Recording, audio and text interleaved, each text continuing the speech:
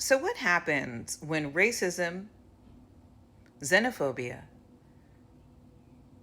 fascism, cruelty, and capitalism intersect? This is what happens. Now, the courts of the United States have said there's no evidence to support the charge that he's part of MS-13. So I asked the vice president whether or not El Salvador has any evidence that he's part of MS-13 or has committed a crime. So I asked the vice president if Abrego Garcia has not committed a crime, and the U.S. courts have found that he was illegally taken for the United States, and the government of El Salvador has no evidence that he was part of MS-13. Why is El Salvador continuing to hold him in CCOT? And his answer was that the Trump administration is paying El Salvador, the government of El Salvador, to keep him at CCOT. And I pointed out that neither the government of El Salvador nor the Trump administration has presented evidence to support the claim that he's committed any kind of criminal acts. And so why not release Abrego Garcia today? And he said what President Bukele said the other day at the White House, which that El Salvador can't smuggle Mr. Abrego Garcia into the United States.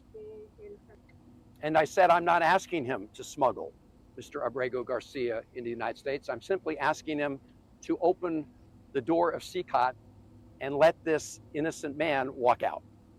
And I pointed out that the Attorney General of the United States, Pam Bondi, has said that the United States would send a plane to El Salvador to pick him up. And why did she do that? Because the Supreme Court of the United States, in a ruling of 9-0, has said that the Trump administration has to facilitate his return to the United States. Now, there's no evidence that the Trump administration is complying with that order. There's no evidence that they're complying with that order. In fact, the United States Embassy here has told me they've received no direction from the Trump administration to help. They can't return him because the Trump administration is paying them.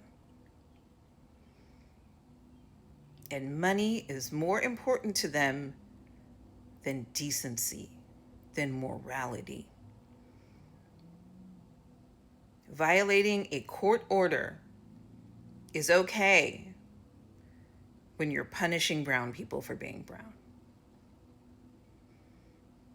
The U.S. Embassy says they have no directive from the administration on how to bring him home. We don't even know if he is still alive. But we do know that an El Salvadorian dictator who's friends with the president's son is making $6 million a year to run a concentration camp. Now, what can you do about it? Congress has the power of the purse.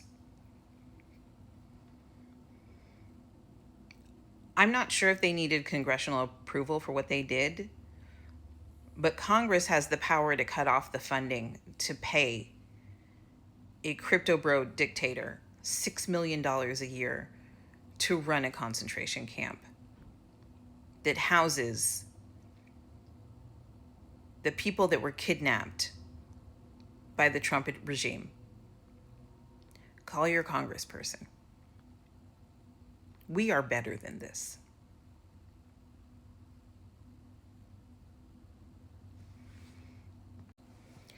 For Copeland's Corner Network, I am Yaini Ababa. Thank you so much for watching.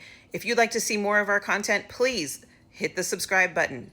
Don't forget to hit the thumbs up button on this video so it'll get into that algorithm, and hit the notifications bell so you can find out when we post more videos. Thanks for watching. Love y'all.